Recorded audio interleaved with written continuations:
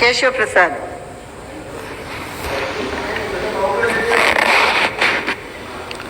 ಅವಕಾಶಕ್ಕಾಗಿ ಕೂತ್ರೆ ಎಲ್ಲರಿಗೂ ಅವಕಾಶ ಇರ್ತದೆ.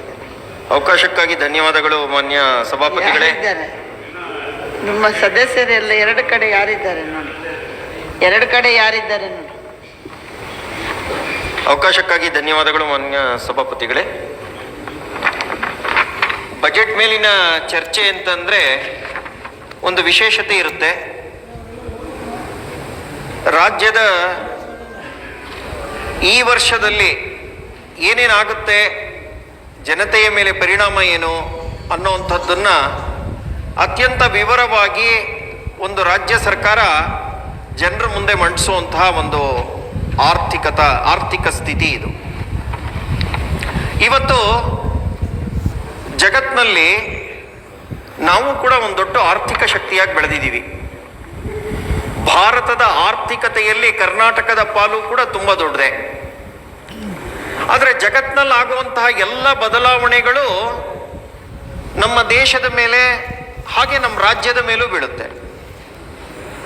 ಜಗತ್ತಿನಲ್ಲಿ ಏನ್ ನಡೀತಾ ಇದೆ ಅನ್ನುವಂಥದ್ರ ಮೇಲೆ ನಮ್ಮ ಎಕ್ಸ್ಪೋರ್ಟ್ಸ್ ಏನಿದೆ, ನಾವು ಆರ್ಥಿಕತೆಗೆ ಅವಲಂಬಿಸಿರುವಂತಹ ಜಗತ್ತಿನ ಬೇರೆ ಬೇರೆ ಶಕ್ತಿಗಳೇನಿದೆ ಅದನ್ನ ಗಮನಿಸ್ಕೊಂಡೇ ನಮ್ಮ ಆಯವ್ಯಯವನ್ನು ನಾವು ಮಾಡಬೇಕಾಗತ್ತೆ. ಇವತ್ತು ಲಿಬರಲ್ ಪಾಲಿಸಿಯಿಂದ ಕನ್ಸರ್ವೇಟಿವ್ ಪಾಲಿಸಿಗೆ ಮೂವ್ ಆಗ್ತಾ ಇರುವಂಥದ್ದು ಕಾಣುತ್ತೆ ಜಗತ್ತು. ಯುರೋಪ್ನಲ್ಲಿ ಒಂದು ಯುದ್ಧ ನಡೀತಾ ಇದೆ, ಹತ್ತತ್ರ 3 ವರ್ಷದ ತನಕ ಯುದ್ಧ ನಡೀತಾ ಇದೆ. ಯುದ್ಧದ ಪರಿಣಾಮ ಫೈನಾನ್ಷಿಯಲ್ ಸ್ಟ್ರೈನ್ ತರುತ್ತೆ, ಫರ್ಟಿಲೈಸರ್ ಸ್ಟ್ರೈನ್ ತಂದಿದೆ, ಹಾಗೇನೆ ಫ್ಯೂಯಲ್ ಸ್ಟ್ರೈನು ತಂದಿದೆ. ಇದರ ಜೊತೆಗೇನೆ ಜಗತ್ತಿವತ್ತು ರಕ್ಷಣಾತ್ಮಕ ಆಟವನ್ನು ಆಡ್ತಾ ಇದೆ. ಜಗತ್ನಲ್ಲಿ ಬಂದಂತ ನೂತನ ಸರ್ಕಾರಗಳು ತಮ್ಮನ್ನು ತಾವು ರಕ್ಷಣೆ ಮಾಡ್ಕೊಳ್ಳೋದಕ್ಕೆ ಹೊಸ ಟ್ಯಾಕ್ಸ್ ಅನ್ನ ನಮ್ಮ ಮೇಲೆ ವಿಧಿಸಬೇಕು ಅಂತ ಯೋಚನೆ ಮಾಡ್ತಾ ಇದ್ದಾರೆ. ಇದನ್ನ ಗಮನದಲ್ಲಿ ಇಟ್ಕೊಂಡೇ ನಾವು ನಮ್ಮ ಆರ್ಥಿಕತೆಯನ್ನು ಯೋಚನೆ ಮಾಡಬೇಕು. ಜಗತ್ತಿನ ರಾಜ್ಯದ ರಾಷ್ಟ್ರದ ಆರ್ಥಿಕತೆಯನ್ನ ರೂಪಿಸುವಾಗ ಈ ಬಜೆಟ್ಟಿನ ದೂರಗಾಮಿ ಪರಿಣಾಮಗಳೇನು ಅನ್ನುವಂಥದ್ದರ ನೋಡುವಂಥ ಅವಶ್ಯಕತೆ ಬಜೆಟ್ ಮಂಡನೆ ಮಾಡುವಂಥವ್ರ ಮೇಲೆ ಇದ್ದೇ ಇರುತ್ತೆ.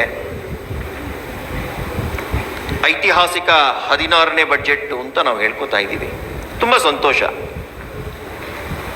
ಮಾನ್ಯ ಮುಖ್ಯಮಂತ್ರಿಗಳು 16ನೇ ಬಜೆಟ್ ಅನ್ನು ಮಂಡಿಸ್ತಾ ಇರುವಂಥದ್ದು ಒಂದು ಹೆಮ್ಮೆಯ ವಿಚಾರನೆ, ವೈಯಕ್ತಿಕ ಸಾಧನೆ.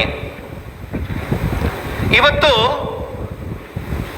13.7 ಲಕ್ಷ ಕೋಟಿ ರೂಪಾಯಿಯ ಸಾಧನೆಯನ್ನ ಅಂದ್ರೆ ಎಕ್ಸ್ಪೋರ್ಟ್ಸ್ ಅನ್ನ ನಾವು ಮಾಡಿದೀವಿ ಅನ್ನುವಂಥದ್ದು 23-24 ಸಾಲಿನಲ್ಲಿ ನಮಗೆ ಕಂಡು ಬರುತ್ತೆ.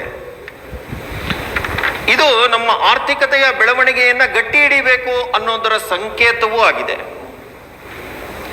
ಆರ್ಥಿಕತೆಯನ್ನ ಗಟ್ಟಿಯಾಗಿ ಹಿಡಿಬೇಕು ಅಂತಂದ್ರೆ ಏನಾಗಬೇಕಾಗ ನಮಗೆ ನಮ್ಮಲ್ಲಿರುವಂತಹ ಉದ್ಯೋಗ ಸೃಷ್ಟಿ ಜಾಸ್ತಿ ಆಗಬೇಕು.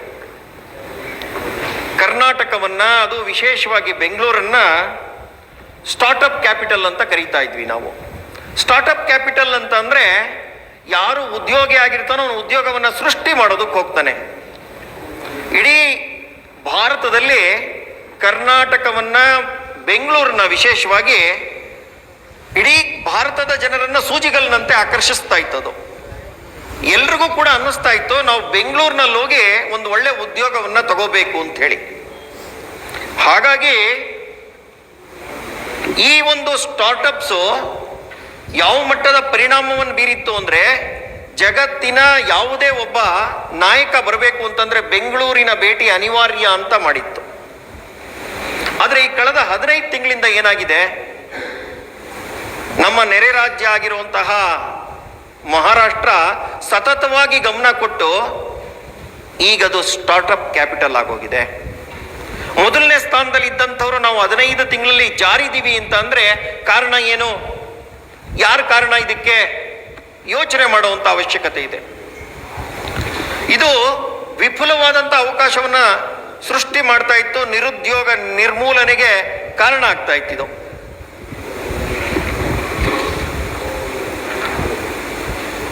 ಹಾಗೇನೆ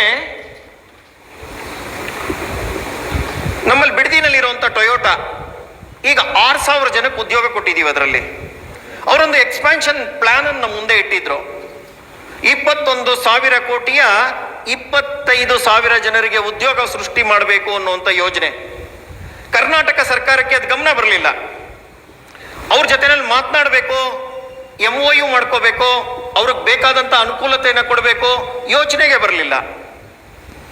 ಮಹಾರಾಷ್ಟ್ರದ ಸಂಭಾಜಿ ನಗರಕ್ಕೆ ಟೊಯೋಟಾ ಶಿಫ್ಟ್ ಆಗ್ತಾ ಇದೆ. ಆ ಹೊಸ ಯೂನಿಟ್ 21,000 ಕೋಟಿ ಬಂಡವಾಳ, 25,000 ಜನರ ಉದ್ಯೋಗ ಸೃಷ್ಟಿ ನಮ್ಮ ಕೈ ತಪ್ಪೋಗಿದೆ. ಕಾರಣ ಯಾರು? ಹಾಗೇನೆ ಟೆಸ್ಲಾ ಭಾರತದಲ್ಲಿ ಹೊಸ ಉದ್ಯೋಗವನ್ನು ಸೃಷ್ಟಿ ಮಾಡಬೇಕು ಅಂತ ಮಾತನಾಡ್ತಾ ಇದ್ದಂಗೆ ನಿನ್ನೆ ಮೊನ್ನೆ ಬಂದಂತ ಆಂಧ್ರ ಪ್ರದೇಶದವರು 2 ಬಾರಿ ಅವ್ರ ಜೊತೆನಲ್ಲಿ ಭೇಟಿ ಮಾಡಿದ್ದಾರೆ, ಮಾತುಕತೆ ನಡೆಸಿದ್ದಾರೆ. ಅಲ್ಲಿ ಫಿನಾನ್ಸ್ ಡಿಪಾರ್ಟ್ಮೆಂಟ್ ಅಲ್ಲಿ ಭಾರತ ಸಂಜಾತರು ಒಬ್ರು ದೊಡ್ಡ ಹುದ್ದೆನಲ್ಲಿದ್ದಾರೆ. ಆಂಧ್ರ ಪ್ರದೇಶದ ಸರ್ಕಾರ ಒಂದು ನಿಯೋಗದೊಂದಿಗೆ 2 ಬಾರಿ ಭೇಟಿ ಮಾಡಿ, ಬನ್ನಿ ನಮ್ಮಲ್ಲಿಗೆ, ಸೀಮಾಂಧ್ರದಲ್ಲಿ ನಿಮಗೆ ಜಾಗ ಕೊಡ್ತೀವಿ, ಎಲ್ಲ ಅನುಕೂಲತೆಗಳನ್ನ ಕೊಡ್ತೀವಿ, 1000 ಜನಕ್ಕೆ ಉದ್ಯೋಗ ಕೊಡಿ ಅಂತ ಕೇಳ್ತಾ ಇದೆ. ಹಾಗಾದ್ರೆ ನಾವ್ಯಾಕೆ ಹಿಂದೆ ಬಿದ್ದಿದ್ದೀವಿ? ಟೆಸ್ಲಾನ ಸೆಳೆಯುವಂಥದ್ರಲ್ಲಿ ನಾವು ಹಿಂದೆ ಬಿದ್ವಿ ಯಾಕೆ? ಹಾಗೇನೆ ಸ್ವಿಟ್ಜರ್ಲ್ಯಾಂಡಿನ ಡಾವೋಸ್ನಲ್ಲಿ ಅಂತಾರಾಷ್ಟ್ರೀಯ ಮಟ್ಟದ ಬಂಡವಾಳ ಸೆಳೆಯುವಂತಹ ಕಾರ್ಯಕ್ರಮ ನಡೆಯುತ್ತೆ. ಅದನ್ನ ಇಡೀ ಜಗತ್ತಿನ ಜನ ನೋಡ್ತಾ ಇರ್ತಾರೆ. ಯಾಕೆಂದ್ರೆ ಅದು ವರ್ಲ್ಡ್ ಎಕನಾಮಿಕ್ ಫೋರಮ್. ಅದು ಇದಕ್ಕೆ ಕರ್ನಾಟಕದಿಂದ ಹೋಗ್ಬೇಕು, ಜವಾಬ್ದಾರಿ ಇರುವಂತ ಮಂತ್ರಿಗಳು ಹೋಗ್ಬೇಕು. ಯಾರು ಹೋಗಿದ್ರು ಈ ಬಾರಿ? ಡಾವೋಸ್ಗೆ ಹೋಗ್ಲಿಲ್ಲ. ನಾವು ಕರ್ನಾಟಕದಲ್ಲೇ ನಾವು ಅಂತಾರಾಷ್ಟ್ರೀಯ ಮಟ್ಟದ ಬಂಡವಾಳವನ್ನ ಸೆಳ್ಕೋತೀವಿ ಅಂತ ಅಂದ್ವಿ. ಯಾಕೆ ಈ ಉಡಾಫೆ? ಡಾವೋಸ್ಗೆ ಹೋದಾಗ ವಿಪುಲವಾದಂತ ಅವಕಾಶಗಳ ಹೊಸ ಹೊಸ ನಮೂನೆಗಳು ತೆರ್ಕೋತಾ ಇತ್ತಲ್ಲ, ಯಾಕೆ ಯೋಚನೆ ಮಾಡಲಿಲ್ಲ ಇದನ್ನ? ಜವಾಬ್ದಾರಿ ಯಾರ್ದು? ಕರ್ನಾಟಕ ಸರ್ಕಾರ ಫಾಕ್ಸ್ಕಾನ್ ಬಗ್ಗೆ ಮಾತನಾಡ್ತಾ ಇದೆ. ದೊಡ್ಡಬಳ್ಳಾಪುರದ ಹತ್ರ ಫಾಕ್ಸ್ಕಾನ್ 50,000 ಉದ್ಯೋಗವನ್ನ ಕೊಟ್ಟಿದೆ ಅಂತ ಹೇಳ್ಕೊಳ್ತಾ ಇದೆ. ಹೆಮ್ಮೆಯ ವಿಚಾರವೇ. ಆದ್ರೆ ಫಾಕ್ಸ್ಕಾನ್ಗೆ ಅಗ್ರಿಮೆಂಟ್ ಅನ್ನು ಸೈನ್ ಮಾಡಿದ್ ಯಾವಾಗ? ಜಾಗ ತೋರಿಸಿದ್ ಯಾವಾಗ? Tripartite talks central government, state government ಮತ್ತೆ ಫಾಕ್ಸ್ಕಾನ್ ಜೊತೆನಲ್ಲಿ ಮಾತುಕತೆ ನಡೆದಿದ್ ಯಾವಾಗ? 2023 ಚುನಾವಣೆ ಬಂತು. ಚುನಾವಣಾ ಸಂದರ್ಭದಲ್ಲಿ ಕೆಲವಾರು ತಿಂಗಳು ಮುಂದಕ್ಕೆ ಹೋಯ್ತು. ಈಗ ಫಾಕ್ಸ್ಕಾನ್ ನಮ್ದೇ ಸಾಧನೆ ಅಂತ ಹೇಳ್ಕೊಳ್ಳೋದ್ರಲ್ಲಿ ವಿಶೇಷ ಏನಿದೆ? ಫಾಕ್ಸ್ಕಾನ್ಗೆ ಮುನ್ನುಡಿ ಬರೆದವರು ಯಾರು? ಯಾರು ಇದಕ್ಕೆ ಸಾಧನ ಮಾಡಿದ್ರು, ಶ್ರಮ ಪಟ್ಟರು? ಒಂದೆರಡು ಮಾತು ಹೇಳಿ. ಸಾಧನೆ ಸರ್ಕಾರದ್ದೇ ಆದ್ರೂ ಕಾರಣೀಭೂತರು ಯಾರು ಅನ್ನುವಂಥದ್ದನ್ನು ಸ್ಮರಿಸ್ಕೋಬೇಕಲ್ಲ. ಯಾಕಿಲ್ಲ? ಹಾಗೇನೆ FDI, ಫಾರಿನ್ ಡೈರೆಕ್ಟ್ ಇನ್ವೆಸ್ಟ್ಮೆಂಟ್, ಒಂದು ಆರ್ಥಿಕತೆ ಗಟ್ಟಿ ಇದೆ ಅಂತಂದ್ರೆ ವಿದೇಶದ ಬಂಡವಾಳ ನಿರಂತರ ಹರಿದು ಬರಬೇಕು. 2022ರಲ್ಲಿ 1,63,795 ಹರಿದು ಬಂದಿರೋದು ಎಷ್ಟು ಗೊತ್ತೇನು? ಇದೇ ಬಜೆಟ್ ಪುಸ್ತಕದ ಪುಟ 12 ಖಂಡಿಕೆ 16ರಲ್ಲಿ ಹೇಳ್ತಾರೆ 4.4 ಬಿಲಿಯನ್. ಸ್ವಾಮಿ, ಆಗ ಹರಿದು ಬಂದಿದ್ದು 22 ಬಿಲಿಯನ್. 4.4 ಬಿಲಿಯನ್ ಅಂದ್ರೆ ಅಜಗಜಾಂತರ ವ್ಯತ್ಯಾಸ. ಯಾಕೆ ಹೀಗೆ? ಇದನ್ನೇ ನಮ್ ದೊಡ್ಡ ಸಾಧನೆ ಅಂತ ಹೇಳ್ಕೊತಾ ಇದೀವಲ್ವಾ? ಆತ್ಮಾವಲೋಕನದ ಅವಶ್ಯಕತೆ ಇಲ್ವಾ ನಮ್ಗೆ? ಇದೇ ಸಂದರ್ಭದಲ್ಲಿ, ಇದೇ ಕಾಲಘಟ್ಟದಲ್ಲಿ 9 ತಿಂಗಳ ಅವಧಿನಲ್ಲಿ ಮಹಾರಾಷ್ಟ್ರಕ್ಕೆ ಹರಿದು ಬಂದಿರುವಂತದ್ದು $16 ಬಿಲಿಯನ್.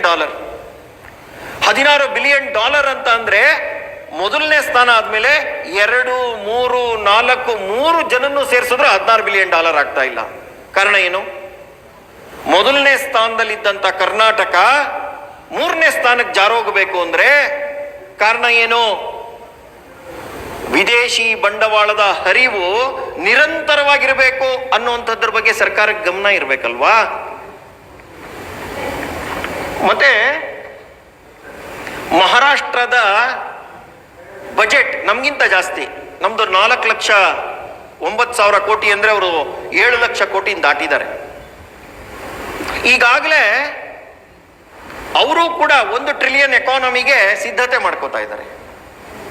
ಕಳೆದ ಬಾರಿ ಬಿಜೆಪಿ ಸರ್ಕಾರ ಇದ್ದಾಗ ನಾವು ಹೇಳಿದ್ವಿ, ನಾವು 1 ಟ್ರಿಲಿಯನ್ ಎಕಾನಮಿಗೆ ದಾಪುಗಾಲಿಡ್ತಾ ಇದ್ದೀವಿ ಅಂತ ಹೇಳಿ.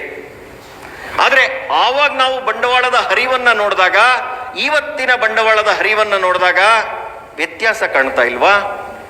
2030 ಹೊತ್ತಿಗೆ ಅದೇ ಮಹಾರಾಷ್ಟ್ರದ ಜೊತೆ ಯಾರು $7 ಲಕ್ಷ ಬಜೆಟ್ ಅನ್ನ ಮಂಡನೆ ಮಾಡ್ತಾರೋ ಅವ್ರ ಜೊತೆನಲ್ಲಿ ನಾವು 1 ಟ್ರಿಲಿಯನ್ ಎಕಾನಮಿಗೆ ಹೋಗ್ತೀವಿ ಅಂತ ಅಂದ್ರೆ ವಿಪರ್ಯಾಸ ಅನ್ಸಲ್ವಾ? ಅಂದ್ರೆ ನಮ್ಗೊಂದು ಆಕ್ಷನ್ ಪ್ಲಾನಿನ ಕೊರತೆ ಕಾಣಿಸ್ತಾ ಇಲ್ವಾ?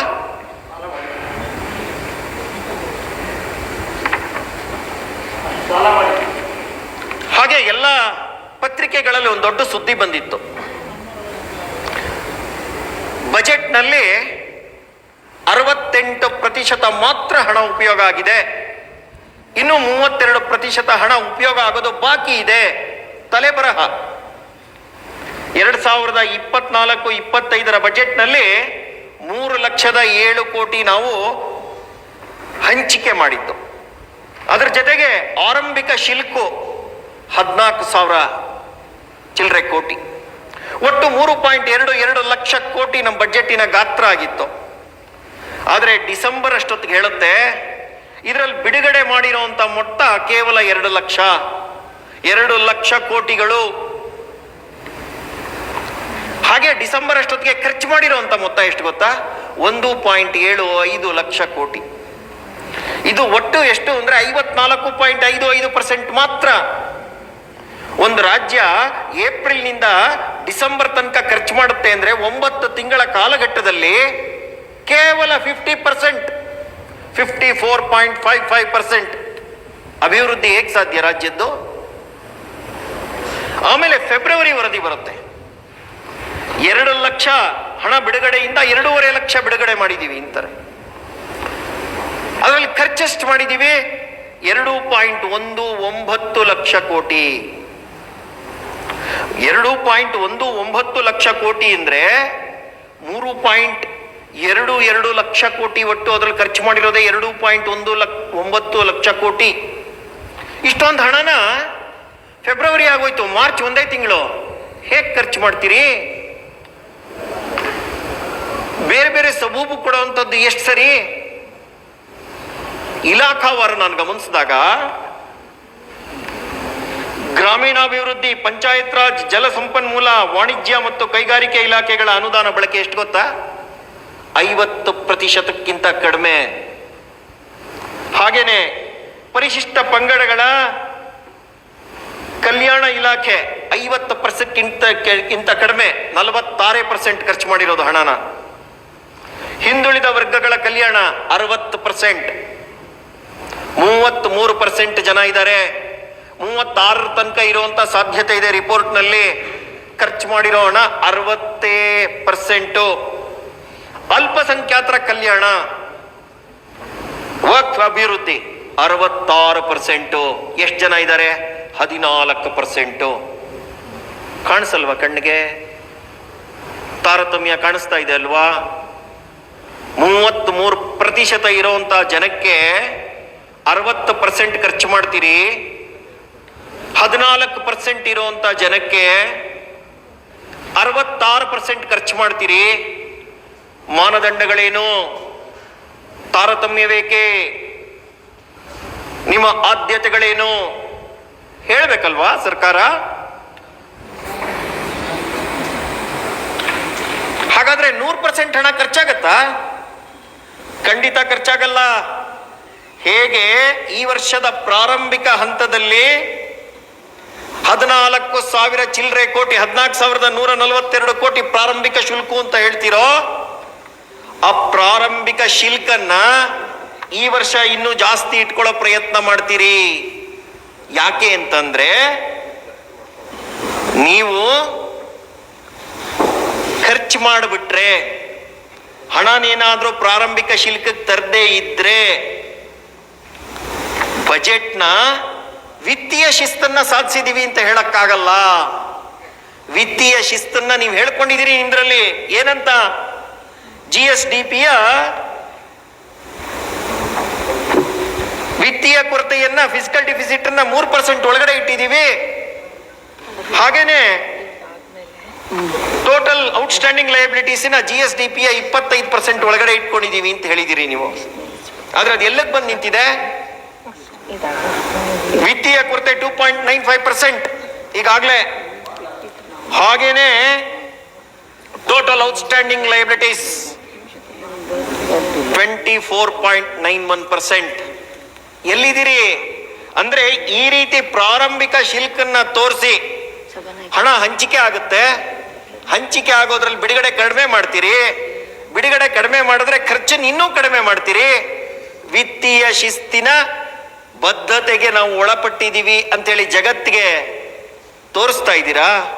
ಸುಳ್ಳು ಹೇಳ್ತಾ ಇದ್ದೀರಾ? 16 ಬಜೆಟ್ಗಳನ್ನ ಮಂಡಿಸಿರುವಂತಹ ನಿಮ್ಮ ವಿತ್ತೀಯ ಶಿಸ್ತಿನ ಸೀಕ್ರೆಟ್ ಗುಟ್ಟು ಇದೇನಾ ಸ್ವಾಮಿ? ಹಾಗೇನೆ ಒಂದು ಅವಲೋಕನ, 3 ವರ್ಷಗಳಲ್ಲಿ ಒಂದು ತುಲನಾತ್ಮಕತೆಯನ್ನ ನೋಡ್ಬೇಕಲ್ವಾ ಒಂದು ಬಜೆಟ್ ಅಂತ ಅಂದಾಗ. ಬದ್ಧತಾ ವೆಚ್ಚ 3 ವರ್ಷಗಳಲ್ಲಿ ದುಪ್ಪಟ್ಟಿಗಿಂತಲೂ ಜಾಸ್ತಿ ಆಗಿದೆ. 110% ಜಾಸ್ತಿ ಆಗಿದೆ. 1,05,521 ಕೋಟಿಯಿಂದ 2,31,879 ಕೋಟಿಗೇರಿದೆ. 110% ಜಾಸ್ತಿ. ಇದು ಬದ್ಧತಾ ವೆಚ್ಚ. ಇದನ್ನ ಕಡ್ಕೊಳಕ್ ಸಾಧ್ಯ ಇಲ್ಲ. ಸ್ಯಾಲ್ರಿ ಕೊಡಬೇಕು, ಬಡ್ಡಿ ಕೊಡಬೇಕು, ಪಿಂಚಣಿ ಕೊಡಬೇಕು, ಕಮಿಟೆಡ್ ಎಕ್ಸ್ಪೆಂಡಿಚರ್ ಕೊಡಬೇಕು. ಇದಕ್ಕಾಗಿ ಹೋಗುವಂಥದ್ದು. ವಿತ್ತೀಯ ಕೊರತೆ, ಫಿಸಿಕಲ್ ಡಿಫಿಸಿಟ್ ಆಲ್ಮೋಸ್ಟ್ ಡಬಲ್. 46,622 ಕೋಟಿಯಿಂದ 90,428 ಕೋಟಿ, ಡಬಲ್. ರಾಜ್ಯದ ಒಟ್ಟು ಹೊಣೆಗಾರಿಕೆಗಳು, ಟೋಟಲ್ ಲಯಬಿಲಿಟೀಸ್ 2022-23ರಲ್ಲಿ 5,22,847 ಕೋಟಿ. ಇವತ್ತು 7,64,650 ಕೋಟಿಗಳು. ಅಂದ್ರೆ 46.25% ಏರಿಕೆ. Almost nearing to 50%. ಇದು ನಿಮಿಷದಲ್ಲಿ ಮುಗಿಸಿ. GSDPಯ 23.97% ನಿಂದ 24.91% ಏರಿದೆ. ಯಾಕೆ? ಡೇಂಜರ್ ಲೈನ್ ಅನ್ನ ದಾಟ್ಕೊಂಡು 25% ದಾಟ್ಬಿಡ್ತೀವಿ ಅನ್ನುವಂತ ಸ್ಥಿತಿಗೆ ಹೋಗ್ತಾ ಇದ್ದೀರಲ್ಲ, ಯಾಕೆ? 5 ನಿಮಿಷದಲ್ಲಿ ಮುಗಿಸಿ. 5 ನಿಮಿಷನಾ ಮೇಡಮ್? ಇನ್ನು ಪ್ರಾರಂಭ ಮಾಡಿದೀನಿ ಮೇಡಮ್. 5 ನಿಮಿಷಕ್ಕೆ ಏನೇನು ಆಗಲ್ಲ. 5 ನಿಮಿಷ ಕೇಳೋದಾದ್ರೆ ನಾನು ಇವಾಗಲೇ ಕೂತ್ಕೊಂಡ್ ಬಿಡ್ತೀನಿ. ಇನ್ನು 12 ಜನ ಇದ್ದಾರೆ. ನಾನು ಹೇಳದ್ನಲ್ಲ, 5 ನಿಮಿಷ ಕೇಳೋದಾದ್ರೆ ಈಗಲೇ ಕೂತ್ಕೊಂಡ್ ಬಿಡ್ತೀನಿ. 5 ನಿಮಿಷ ಸ್ಟ್ರಿಕ್ಟ್ ಆಗಿರ್ತಾರೆ ಅವರು. ಅಲ್ಲ, ಹೇಳ್ತೀನಿ ಕೇಳಿ. ಹಾಗೆ ವಾರ್ಷಿಕ ಸಾಲ 22-23ರಲ್ಲಿ 44,549 ಕೋಟಿ. ಇವತ್ತು 1,16,000 ಕೋಟಿ ಬಜೆಟ್ನಲ್ಲಿ ಸಾಲ. ಮೊದಲನೇ ಸತಿ ಬಂದಾಗ 85,000 ಕೋಟಿ, ಎರಡನೇ ಸತಿ ಬಂದಾಗ 1,05,000 ಕೋಟಿ, ಈ ಸತಿ 1,16,000 ಕೋಟಿ. 190 ಪ್ಲಸ್ 116 3 ಲಕ್ಷ ಕೋಟಿಯನ್ನ ಕೇವಲ 3 ವರ್ಷದ ಅವಧಿನಲ್ಲಿ ಮಾನ್ಯ ಸಿದ್ದರಾಮಯ್ಯನವರು ಸಾಲ ಮಾಡಿದ್ದಾರೆ. ಮತ್ತೆ ಈ ಸಾಲ ಯಾಕಾಗಿ ಮಾಡಿದ್ರು? ಕ್ಯಾಪಿಟಲ್ ಎಕ್ಸ್ಪೆಂಡಿಚರ್ ಮಾಡಿದ್ರೆ ತುಂಬಾ ಸಂತೋಷ ಪಡೋಣ. ಕ್ಯಾಪಿಟಲ್ ಎಕ್ಸ್ಪೆಂಡಿಚರ್ ಮಾಡಿದಾರೆ ಬಿಡಪ್ಪ, ಇದು ಅವಶ್ಯಕತೆ ಇದೆ ಅಂತ ಹೇಳಿ. ಇವರು 3 ವರ್ಷದಲ್ಲಿ ಎಷ್ಟು ಸಾಲ ಮಾಡಿದ್ದಾರೆ ಅಂತಂದ್ರೆ, ಕರ್ನಾಟಕ ಸರ್ಕಾರ 3 ವರ್ಷದ ಹಿಂದೆ ಬಡ್ಡಿ ಸಂದಾಯ ಮಾಡಿತ್ತಲ್ಲ, ಆ ಬಡ್ಡಿ ಈ ಸತಿ ಬಡ್ಡಿ ಸಂದಾಯ ಮಾಡಿದಾರಲ್ಲ, ಅಷ್ಟು ಸಾಲವನ್ನು 3 ವರ್ಷದ ಹಿಂದೆ ತಗೊಂಡಿತ್ತು ಕರ್ನಾಟಕ ಸರ್ಕಾರ ಅಷ್ಟೇ. ರೆಕಾರ್ಡ್ಗಾಗಿ ಹೇಳ್ತೀನಿ, 45,600 ಕೋಟಿ ನಾವು ಪಾವತಿ ಮಾಡುವಂತ ಸಾಲ. ಆದ್ರೆ ಆವತ್ತು 22-23ರಲ್ಲಿ ರಾಜ್ಯ ಸರ್ಕಾರ ಮಾಡಿದಂತ ಸಾಲ ಎಷ್ಟು ಗೊತ್ತಾ? 44,549. ಬಡ್ಡಿನೇ ಕಟ್ಟಿದೀವಿ 45,600 ರೂಪಾಯಿ. ಎಲ್ಲಿದ್ದೀವಿ? ಯಾವ ಸ್ಥಿತಿಗೆ ಹೋಗ್ತಾ ಇದೀವಿ ನಾವು? ಫಿಸ್ಕಲ್ ಡೆಫಿಸಿಟ್ ನ ಈ ಒಂದು ಕಾರಣಕ್ಕೆ ನಾವು ಗಮನಿಸಬೇಕಾಗಿರುವಂಥದ್ದು. ಅಂದ್ರೆ ಕರ್ನಾಟಕ ಸಾಲದ ಸುಳಿನಲ್ಲಿ ಸಿಕ್ಕಿದೆ ಅಂತ ನಮಗ್ ಮೇಲ್ನೋಟಕ್ಕೆ ಕಾಣಿಸ್ತಾ ಇಲ್ವಾ? ಅದಕ್ಕಾಗಿಯೇ ನಾನು ಹೇಳುವಂಥದ್ದು, ನಮ್ಮ ರಾಜ್ಯದಲ್ಲಿ ಈ ವಿತ್ತೀಯ ಕೊರತೆ ಬರಬಾರ್ದು ಅನ್ನುವಂತ ಕಾರಣಕ್ಕೆ FRMB ಆಕ್ಟ್, ಅದನ್ನ fiscal responsibility and budget management act ಅನ್ನ ಅಟಲ್ ಬಿಹಾರಿ ವಾಜಪೇಯಿ ಅವರು 2000ದಲ್ಲಿ ಮಂಡಿಸ್ತಾರೆ. ಆದ್ರೆ 2002ರಲ್ಲಿ SM ಕೃಷ್ಣ ಅವರು ಅದನ್ನ ಕರ್ನಾಟಕದಲ್ಲಿ ಪ್ರಪ್ರಥಮ ಬಾರಿಗೆ ಇಡೀ ರಾಜ್ಯದ ದೇಶದಲ್ಲಿ ಜಾರಿಗೆ ತರ್ತಾರೆ. ಯಾಕೆ ಗೊತ್ತಾ? ಈ ರೀತಿ ಮುಂದೆ ಬಜೆಟ್ ನಲ್ಲಿ ಆಗ್ಬಾರ್ದು ಅನ್ನುವಂಥದ್ದಲ್ಲ. 1994ರಿಂದ 99ರ ತನಕ ಈ ರಾಜ್ಯದಲ್ಲಿ ರಾಜ್ಯಭಾರ ನಡೀತಲ್ಲ, ವಿತ್ತ ಮಂತ್ರಿ ಆಗಿದ್ದವರು ಸನ್ಮಾನ್ಯ ಸಿದ್ದರಾಮಯ್ಯನವರು. SM ಕೃಷ್ಣ ಅವರಿಗೆ ಬಂದಿದ ತಕ್ಷಣ ಅನ್ಸುತ್ತೆ ಆರ್ಥಿಕ ಸ್ಥಿತಿ ವ್ಯತ್ಯಾಸ ಇದೆ ಅಂತ ಹೇಳಿ. ಆಗ ಅವರು ಈ ವಿತ್ತೀಯ ಕಾನೂನನ್ನ 2002ರಲ್ಲೂ ಜಾರಿಗೆ ತರ್ತಾರೆ. 2000 ಮಾರ್ಚ್ ನಲ್ಲಿ ಒಂದು ವೈಟ್ ಪೇಪರ್ ತಂದಿದ್ದಾರೆ. ಇದೇ ಸನ್ಮಾನ್ಯ ಸಿದ್ದರಾಮಯ್ಯನವರ ಆರ್ಥಿಕ ಬಜೆಟ್ ಹೇಗಿತ್ತು ಅನ್ನುವಂಥದ್ದಕ್ಕೆ ಹಿಡಿದಂತ ಕೈಗನ್ನಡಿ. ನಾನು ಇಡೀ ಇಂಟರ್ನೆಟ್ ಸರ್ಚ್ ಮಾಡ್ತೀನಿ, ಎಲ್ಲೂ ಕೂಡ ವೈಟ್ ಪೇಪರ್ ಇಲ್ಲ. ಎಲ್ಲೋಯ್ತು? ಪಾರದರ್ಶಕತೆ ಅಂದ್ರೆ ಏನು ವೈಟ್ ಪೇಪರ್ ನಲ್ಲಿ ಗೊತ್ತಾಗ್ಬೇಕಾಗಿತ್ತು. ಆವತ್ತಿನ 5 ಬಜೆಟ್ ಅನ್ನ ಮಂಡಿಸಿದಂತ ಸಿದ್ದರಾಮಯ್ಯನವರು ಆರ್ಥಿಕವಾಗಿ ಎಷ್ಟು ಸಾಮರ್ಥ್ಯವಂತರು. SM ಕೃಷ್ಣ ಅವರು ಈ ರಾಜ್ಯ ಕಂಡಂತ ಅತ್ಯಂತ ಬುದ್ಧಿವಾನ್, ದೂರದೃಷ್ಟಿಯುಳ್ಳ ಮಹಾನ್ CM ಅವರು. ಅವರಿಗೆ 2000ರಲ್ಲಿ ಮಾರ್ಚ್ 2000ರಲ್ಲಿ white paper on financial status of Karnataka ತರಬೇಕು ಅಂತಂದ್ರೆ something was wrong. What was wrong ಗೊತ್ತಾಗ್ಬೇಕಲ್ವಾ ಕರ್ನಾಟಕದ ಜನಕ್ಕೆ? ಯಾಕದನ್ನ ತೆಗೆದ್ರಿ ಪಬ್ಲಿಕ್ ಡೊಮೈನ್ ನಿಂದ? ನಿಮ್ ಮೂಲಕ ಆಗ್ರಹ ಮಾಡ್ತಾ ಇದ್ದೀನಿ ಸರ್ಕಾರಕ್ಕೆ, ಪಬ್ಲಿಕ್ ಡೊಮೈನ್ ನಲ್ಲಿ ಆ ವೈಟ್ ಪೇಪರ್ ಬರಲಿ. ಅದ್ರಲ್ಲಿ ಏನಿತ್ತು ಅಂತ ನಮಗೂ ಗೊತ್ತಾಗತ್ತೆ. ಆವತ್ತು ತಂದಂತ ಕಾನೂನಿನಿಂದ ಇವತ್ತು ಆರ್ಥಿಕ ಶಿಸ್ತು GSDP 3% ಒಳಗಡೆ, ಟೋಟಲ್ ಎಕ್ಸ್ಪೆಂಡಿಚರ್ ನಲ್ಲಿ 25% ಒಳಗಡೆ ನಾವು ನಿಂತಿರುವಂತದ್ದು. ಇದೇ ಕಾರಣ 2000ರಲ್ಲಿ ಅಟಲ್ ಬಿಹಾರಿ ವಾಜಪೇಯಿ ಅವರು ಮಂಡಿಸಿದ್ರು, 2002ರಲ್ಲಿ ಕರ್ನಾಟಕದಲ್ಲಿ ಬಂತು, 2003ರಲ್ಲಿ ಇಡೀ ದೇಶದಲ್ಲಿ ಬಂತು.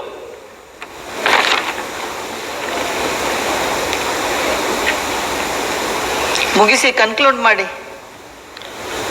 15ನೇ ಹಣಕಾಸಿನ ಆಯೋಗದ ಬಗ್ಗೆ ಹೇಳ್ತಾರೆ. 15ನೇ ಹಣಕಾಸಿನ ಆಯೋಗ 14ರಿಂದ 15ಕ್ಕೆ ಬದಲಾವಣೆ ಆಗುವಾಗ ರಾಜ್ಯದಲ್ಲಿ ಕಾಂಗ್ರೆಸ್ ಬೆಂಬಲಿತ ಸರ್ಕಾರನೇ ಇದ್ದಿದ್ದು. ಫಿನಾನ್ಸ್ 15ನೇ ಹಣಕಾಸಿನ ಆಯೋಗ ಯಾವ ಆಧಾರದ ಮೇಲೆ? ಆರ್ಟಿಕಲ್ 280 ಅದಕ್ಕೆ ವಿಶೇಷವಾದಂತ ಅಧಿಕಾರವನ್ನು ಕೊಟ್ಟಿದೆ. ಅದ್ರ ಮುಂದೆ ನಾವು ಹೋಗಿ ಹೇಳಬೇಕಲ್ವಾ? ಅದರಲ್ಲಿ ಹೇಳುವಂತ ವಿಚಾರಗಳೇನು? ಅದರಲ್ಲಿ ಮಾನದಂಡಗಳಿತ್ತು. ಇನ್ಕಮ್ ಡಿಸ್ಟೆನ್ಸ್ ಏನು, ಏರಿಯಾ ಏನು, ಜನಸಂಖ್ಯೆ ಏನು, ಡೆಮೋಗ್ರಫಿಕ್ ಪರ್ಸೆಂಟೇಜ್ ಏನು, ಹಾಗೇನೆ ಫಾರೆಸ್ಟ್ ಕವರ್ ಏನು, ಟ್ಯಾಕ್ಸ್ ಅಂಡ್ ಫಿಸಿಕಲ್ ಎಫರ್ಟ್ ಏನಾಕಿದೆ ಅಂತ ಹೇಳಿ ಇಷ್ಟೊಂದೆಲ್ಲ ಬಡ್ಜೆಟ್ ಮಂಡಿಸಿದಂತ ಸಿದ್ದರಾಮಯ್ಯನವ್ರಿಗೆ ರಾಜ್ಯದ ಹಿತ ಮುಖ್ಯ ಆಗ್ಲಿಲ್ವಾ ಅಲ್ಲಿ? ಯಾಕೆ ಆ ಫೈನಾನ್ಸ್ ಕಮಿಷನ್ ಮುಂದೆ ಕೂತ್ಕೊಳ್ಳಿಲ್ಲ? ಹಿಂದಿನ ಸಭೆಯಲ್ಲಿ ಮಾತನಾಡೋದನ್ನು ಗಮನಿಸಿದ್ದೀನಿ ನಾನು. ಯಡಿಯೂರಪ್ಪನವ್ರು ಮುಖ್ಯಮಂತ್ರಿ ಆಗಿದ್ದಾಗ ಮಾತನಾಡ್ತಾ ಹೇಳ್ತಾರೆ, ನಾನು ಆ ಫೈನಾನ್ಸ್ ಕಮಿಷನ್ನಿನ ಮೀಟಿಂಗಿಗೆ ಹೋಗೇ ಇಲ್ಲ. ಮಹದೇವಪ್ಪನವ್ರನ್ನ ಕಳಿಸಿದ್ದೆ, ಕೃಷ್ಣ ಬೈರೇಗೌಡರನ್ನ ಕಳಿಸಿದ್ದೆ. ಯಾಕೆ ಸ್ವಾಮಿ, ಯಾಕೆ ಹೋಗ್ಲಿಲ್ಲ? ಫೈನಾನ್ಷಿಯಲ್ ವಿಸಾರ್ಡ್ ಅಂತ ನಿಮಗೆ ಗೊತ್ತಾದಾಗ, ರಾಜ್ಯದ ಹಿತವನ್ನ ಕಾಯ್ಬೇಕು ಅಂತ ಗೊತ್ತಾದಾಗ ನಾನೇ ಹೋಗ್ಬೇಕಲ್ವಾ? ನಾನು ಹೋಗಿ ಕೂತ್ಕೋಬೇಕಲ್ವಾ? ನಾನು 14ನೇ ಫೈನಾನ್ಸ್ ಕಮಿಷನ್ಗೂ 15ನೇ ಫೈನಾನ್ಸ್ ಕಮಿಷನ್ಗೂ ನನಗೆ ಕಡಿಮೆ ಬಂದಿದೆ ಅಂತ ಹೇಳ್ಕೊಳ್ಳೋವಾಗ ಕಾರಣ ಯಾರು? ನನಗೆ ತುಂಬಾ ಚೆನ್ನಾಗಿ ಗೊತ್ತಿದೆ ಅಂತಂದ್ರೆ how can I depute somebody? ಯಾಕೆಂದ್ರೆ ನಾನೇ ಹೋಗ್ಬೇಕಾಗಿತ್ತು, ಕೂತ್ಕೋಬೇಕಾಗಿತ್ತು, ಮಾತನಾಡ್ಬೇಕಾಗಿತ್ತು, ಕನ್ವಿನ್ಸ್ ಮಾಡ್ಬೇಕಾಗಿತ್ತು. ಈ ಕಾರಣದಿಂದ ನಮಗೆ ಕಡಿಮೆ ಆಗ್ಬಾರ್ದು. ಅವತ್ತು ಒಪ್ಕೊಂಡ್ಬಂದ್ರಿ, ಇವತ್ತು 15th ಫೈನಾನ್ಸ್ ಕಮಿಷನ್ ಇಂದ ಇಷ್ಟು ದೊಡ್ಡ ಅನ್ಯಾಯ ಆಗಿದೆ ಅಂತ ಊರು ತುಂಬಾ ಜಾಗಟೆ ಹೊಡಿತಾ ಇದ್ದೀರಾ. ತಪ್ಪು ನಮ್ಮಲ್ಲಿ ಇಟ್ಕೊಂಡು ಜಗತ್ತಿನ ಕಡೆ ಬೆರಳು ತೋರಿಸ್ತೀರೇನು?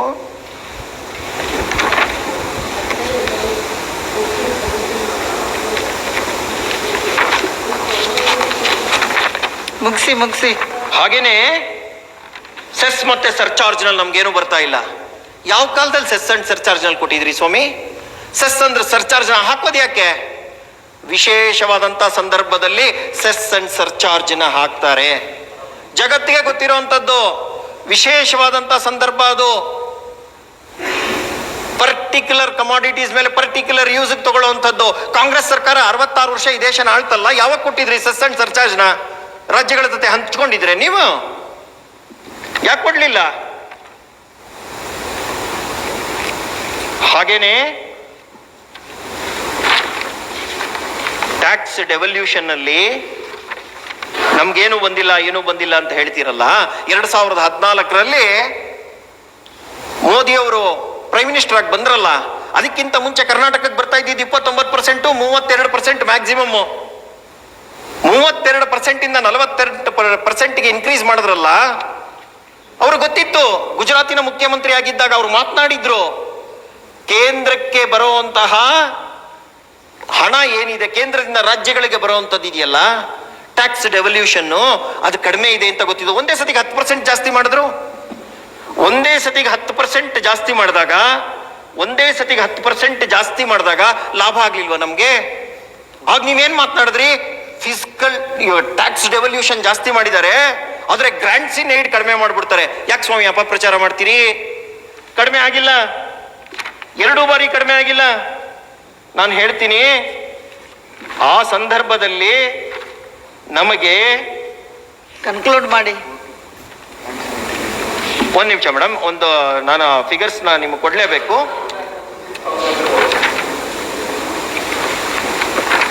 ನೋಡಿ ಮೇಡಮ್, ನಮಗೆ 2004ರಿಂದ 2014 ತನಕ 81,000 ಕೋಟಿ ಟ್ಯಾಕ್ಸ್ ಡೆವಲ್ಯೂಷನ್ ಅಲ್ಲಿ ಬಂದಿದೆ. ಅದೇ 2014ರಿಂದ 2024 ತನಕ 2,82,000 ಕೋಟಿ ಬಂದಿದೆ. ಅಂದ್ರೆ ಹೈಕ್ ಆಫ್ 246%. ಇದು ಲಾಭ ಅಲ್ವಾ? ಆ ಸಂದರ್ಭದಲ್ಲಿ ನೀವೇನ್ ಹೇಳಿದ್ರಿ? ನಮಗೆ ಟ್ಯಾಕ್ಸ್ ಡೆವಲ್ಯೂಷನ್ ಜಾಸ್ತಿ ಆಗಿರ್ಬೋದು, ಗ್ರಾಂಟ್ಸ್ ಇನ್ ಏಡ್ ಕಡಿಮೆ ಮಾಡ್ಬಿಡ್ತಾರೆ. ಎಷ್ಟು ದೊಡ್ಡ ಶಂಕ ಹೊಡ್ಕೊಂಡಿದ್ದಾರೆ ಗೊತ್ತೇನೋ? ಅದಕ್ಕೆ ಗ್ರಾಂಟ್ಸ್ ಇನ್ ಏಡ್ ಎಷ್ಟು ಜಾಸ್ತಿ ಆಯ್ತು ಗೊತ್ತಾ? 60,000 ಕೋಟಿ ಬರ್ತಾ ಇತ್ತು ಗ್ರಾಂಟ್ಸ್ ಇನ್ ಏಡ್ 2004ರಿಂದ 2014 ತನಕ. 2014ರಿಂದ 2024 ತನಕ ಬಂದಿದ್ದು 2,36,000 ಕೋಟಿ, 243% ಜಾಸ್ತಿ. ದೊಡ್ಡದಲ್ವಾ ಇದು? ಯಾಕೆ ಹೇಳ್ಕೊಳಲ್ಲ ಇದನ್ನ ನೀವು? ಹೇಳ್ಬೇಕಲ್ವಾ? ಬರಲ್ಲ ಅಂದ ಇದು ಬಂದಿದೆ ಅಂತಂದ ಕೊಟ್ಟಿದೆ ಅಂತಾನು ಹೇಳ್ಬೇಕಲ್ವಾ? ಆಮೇಲೆ 42% ಇರೋದು 41% ಆಯ್ತು, ಕೇಂದ್ರಾಡಳಿತ ಪ್ರದೇಶ ಆಯ್ತು. ಹಾಗೆ 1% ಅವರು ಡಿರೆಕ್ಟ್ ಮಾಡಿದ್ರು ಜಮ್ಮು ಅಂಡ್ ಕಾಶ್ಮೀರ್ ಮತ್ತೆ ಲಡಾಖ್ಗೆ. ಹಾಗೇನೆ ಇನ್ನೂ ಒಂದು ದೊಡ್ಡ ಕೆಲಸ ಆಗಿದೆ. ಇನ್ನೊಂದು 2 ನಿಮಿಷದಲ್ಲಿ ಕನ್ಕ್ಲೂಡ್ ಮಾಡಿ ಮೇಡಮ್. 2 ನಿಮಿಷದಲ್ಲಿ ಕನ್ಕ್ಲೂಡ್ ಮಾಡ್ತೀನಿ ಮೇಡಮ್, ಮಾಡ್ತೀನಿ. ದಯವಿಟ್ಟು 5 ನಿಮಿಷ ಕೊಡಿ ಮೇಡಮ್. ಹಾಗೇನೆ GST ವ್ಯವಸ್ಥೆ ಮೇಡಮ್, GST ವ್ಯವಸ್ಥೆನ ತರಬೇಕು ಅಂತ ಕಾಂಗ್ರೆಸ್ಸೇ ತಂದಿದ್ದು. ಯಾಕೆ ಅಂತಂದ್ರೆ ಕಾಂಗ್ರೆಸ್ಗೆ GST ವ್ಯವಸ್ಥೆ ತರಬೇಕು ಅನ್ನೋದು ಈ ದೇಶದಲ್ಲಿ ತುಂಬಾ ಒಳ್ಳೊಳ್ಳೆ ಕಾನೂನನ್ನ ಕಾಂಗ್ರೆಸ್ಸೇ ತಂದಿದ್ದು, ಜಾರಿ ಮಾಡಲಿಲ್ಲ ಯಾವುದನ್ನು. ಅವ್ರು ಏನ್ ಹೇಳಿದ್ರು ಅಂತಂದ್ರೆ, ಆ 13ನೇ ಹಣಕಾಸಿನ ಆಯೋಗದಲ್ಲಿ ಎಲ್ಲ ರಾಜ್ಯಗಳು, ಕಾಂಗ್ರೆಸ್ಸಿನ ರಾಜ್ಯಗಳನ್ನು ಸೇರಿಸಿ ಕೇಳಿತ್ತು, ನೀವು 15% ಏರಿಕೆ ದರದಲ್ಲಿ 5 ವರ್ಷ ಕೊಡಬೇಕು ಅಂತ ಹೇಳಿ. ಕಾಂಗ್ರೆಸ್ ಏನ್ ಹೇಳ್ತು ಗೊತ್ತಾ? ನಾವು 1 ವರ್ಷ ಕೊಡೋದು, 5 ವರ್ಷ ಕೊಡಕ್ಕಾಗಲ್ಲ ಅಂದ್ರು. ಅದಕ್ಕಾಗಿ ಬಿದ್ದೋಯ್ತು. ಕೇಂದ್ರದಲ್ಲಿ ನರೇಂದ್ರ ಮೋದಿ ಅವರು ಬಂದಾಗ ಇದೇ ಒಂದು ರಾಜ್ಯಗಳ ಜೊತೆನಲ್ಲಿ ಸಮಾಲೋಚನೆಯನ್ನು ನಡೆಸಿ 5 ವರ್ಷಗಳ ಕಾಲಕ್ಕೆ 14% GST ಕೊಡೋದಕ್ಕೆ ಒಪ್ಕೊಂಡ್ರು. ಅದು 2017ರಿಂದ 2022 ತನಕ ನಮ್ಗೆ ಸಿಕ್ಕಿದೆ. ಒಂದು ರಾಜ್ಯದ ಪ್ರಗತಿನಲ್ಲಿ ಸಾಮಾನ್ಯವಾಗೋದು 10%, 14% ಕೊಟ್ಟಿದ್ದಾರೆ. ಇದು ಲಾಭ ಆಗಿಲ್ವಾ ರಾಜ್ಯಕ್ಕೆ? ಇದನ್ನ ಹೇಳ್ಬೇಕಲ್ವಾ? 14% ನಿರಂತರವಾಗಿ ಏರಿಕೆ ಆಗಿ ಹೋಯ್ತಲ್ಲ ನಿಮಗೆ. ಅದಾದ್ಮೇಲೆ ಇವಾಗ ಏನ್ ಕೇಳ್ತಾ ಇದ್ದೀರಿ?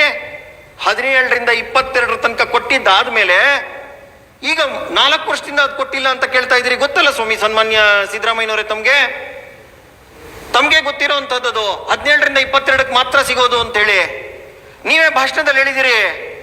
22 ಆದ್ಮೇಲೆ ಕರ್ನಾಟಕಕ್ಕೆ ತುಂಬಾ ಸಮಸ್ಯೆ ಇದೆ, ಮುಂದಿನ ದಿನಗಳಲ್ಲಿ ಕರ್ನಾಟಕ ಫೈನಾನ್ಷಿಯಲ್ ಕ್ರೈಸಿಸ್ ಅನ್ನ ಎದುರಿಸುತ್ತೆ, ಈಗ ತುಂಬಾ ರೋಚಕವಾಗಿ ಕಾಣುತ್ತೆ. ನಿಮ್ದೇ ಭಾಷಣ. ಈಗ ನಿಮ್ಗೆ ಅದು ಅನ್ನಿಸ್ತಾ ಇಲ್ವಾ? ನಾನೇನೋ ತಪ್ಪು ದಾರಿಗೆ ಎಳಿತಾ ಇದ್ದೀನಿ ರಾಜ್ಯವನ್ನ.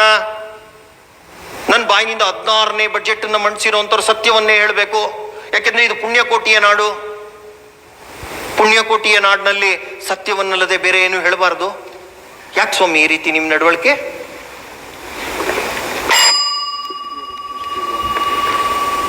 ಹಾಗೇನೆ ಎರಡು ಮಧ್ಯಂತರ ವರದಿನಲ್ಲಿ ನಮ್ಗೊಂದಷ್ಟು ಬರಬೇಕಾಗಿತ್ತು ಅಂತ ಹೇಳ್ತಾರೆ. 5,495 ಕೋಟಿ, ಇನ್ನೊಂದು 6,000 ಕೋಟಿ ಬೆಂಗಳೂರು ವಾಟರ್ ಬಾಡೀಸ್ಗೆ ಮತ್ತೆ ಪೆರಿಫೆರಿಯಲ್ ರಿಂಗ್ ರೋಡ್ಸ್ಗೆ. ಸಾಮಾನ್ಯವಾಗಿ ಆಗತ್ತೆ ನೋಡಿ. ಉದಾಹರಣೆಗೆ 13 ಹಣಕಾಸಿನ ಆಯೋಗದಲ್ಲಿ ಕಂಪ್ರೆಸ್ ಆಕ್ಷನ್ ಫಂಡ್ ಅನ್ನು ಕೊಡಬೇಕು ಅಂತ ಆಗಿತ್ತು. ಆದ್ರೆ ಆವಾಗಿದ್ದಂತ ಕಾಂಗ್ರೆಸ್ ಸರ್ಕಾರ ಅದು ಕೊಡಕ್ಕಾಗಲ್ಲ ಅಂತ ಅಂದ್ರು. ಆತರ ಫೈನಲ್ ರಿಪೋರ್ಟ್ ಬಂದಾಗ finance commission has got every right, ಕೊಡಕ್ಕಾಗಲ್ಲ, ನಿಮಗೆ ಸಿಕ್ಕಿರುವಂತ ಅನುದಾನ ಜಾಸ್ತಿ ಅಂತ ಹೇಳ್ತಾರೆ. ಹಾಗಾಗಾಯ್ತು, ಬೇರೆ ಏನು ಕಾರಣ ಅಲ್ಲ. ಹಾಗೇನೆ ಬ್ಯಾಂಕಿಂಗ್ ಕ್ರೈಸಿಸ್, ಈ ದೇಶದಲ್ಲಿ ಎಂತ ಬ್ಯಾಂಕಿಂಗ್ ಕ್ರೈಸಿಸ್ ತಂದ್ಬಿಟ್ಟಿದ್ರು ಅಂದ್ರೆ 2014ರಲ್ಲಿ ಫೋನ್ ಬ್ಯಾಂಕಿಂಗ್. ಯಾರಿಗಂದ್ರೆ ಅವ್ರ ಲೋನು, ಒಂದು ಲೋನ್ ನಾನೇ ತಗೋಬೇಕು ಅಂತಂದ್ರೆ, ದೊಡ್ಡ ಲೋನ್ ತಗೋತೀನಿ ಅಂತಂದ್ರೆ ನನ್ನ ಮನೆ ಅಡಮಾನ ಇಡಬೇಕು, ನನ್ನ ಆಸ್ತಿನ ಅಡಮಾನ ಇಡಬೇಕು. ಆಸ್ತಿನೂ ಅಡಮಾನ ಇಡಲ್ಲ, ಏನೂ ಕೇಳಲ್ಲ. ಕ್ರೋನಿ ಕ್ಯಾಪಿಟಲಿಸ್ಟ್ಗೆ ಒಂದೇ ಸಮ ಲೋನ್ ಹರ್ಕೊಂಡು ಹೋಗ್ತಾನೆ ಇತ್ತು. ನಾನು ಹೇಳ್ತಾ ಇಲ್ಲ ಈ ಮಾತನ್ನ. ನೋಡಿ, ಒಂದು ಸ್ವಿಟ್ಜರ್ಲ್ಯಾಂಡ್ ಇದು ಕ್ರೆಡಿಟ್ ಸ್ಯೂಸ್ ಅನ್ನುವಂಥ ಸ್ವಿಟ್ಜರ್ಲ್ಯಾಂಡ್ ಕಂಪನಿ ಇಡೀ ಜಾಗತಿಕ ಮಟ್ಟದಲ್ಲಿ ಇದನ್ನು ರಿಸರ್ಚ್ ಮಾಡುತ್ತೆ.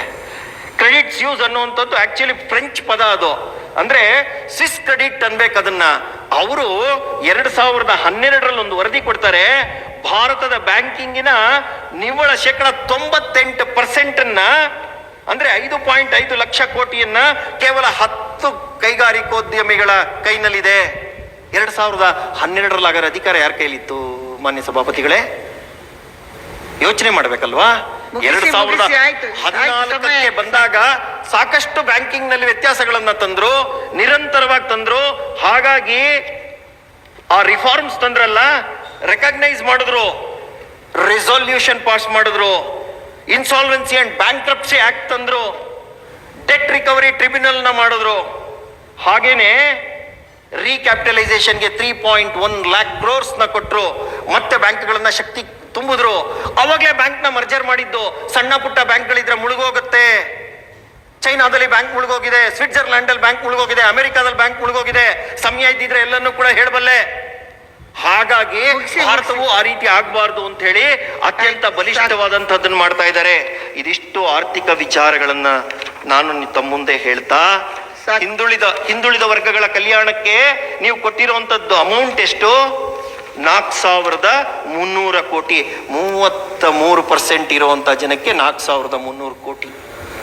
14% ಇರುವಂತ ಜನಕ್ಕೆ ನೀವು ಕೊಟ್ಟಿರೋದು 4,500 ಕೋಟಿ. ತಾರತಮ್ಯ ಯಾಕ್ರಿ? ತಾರತಮ್ಯ ಯಾಕೆ?